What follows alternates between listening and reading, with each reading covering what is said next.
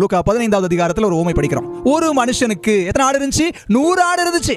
அந்த 100 ஆடுல ஒரு ஆடு தொலைந்து போன மாத்திரத்துல 99 ஆடுகளையும் விட்டு அந்த மனிதன் ஒரு ஆட்டை போய் தேடி சென்று அந்த ஆட்டிற்காக பிரயாசப்பட்டு அந்த ஆட்டை மீட்டு கொண்டது போல இந்த 100க்கு அதிபதிக்கு எத்தனை வேலைக்காரங்க இருந்தாங்க? 100 வேலைக்காரங்க இருந்தாங்க.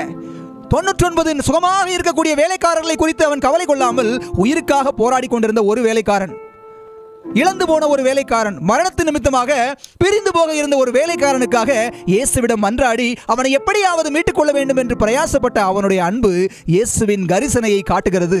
இந்த கரிசனை தான் இயேசுவை வியப்புக்குள்ளாக ஆழ்த்தியது.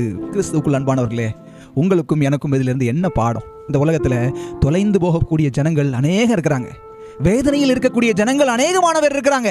பாடுகளையும் கஷ்டங்களையும் குமுறல்களையும் சந்திக்கக்கூடிய ஜனங்கள் நம்மை சுற்றி நிறைய பேர் இருக்கிறாங்க. இதெல்லாம் தாண்டி நமது பொறுப்பில் இருக்கக்கூடிய ஜனங்கள் இருக்கிறாங்க.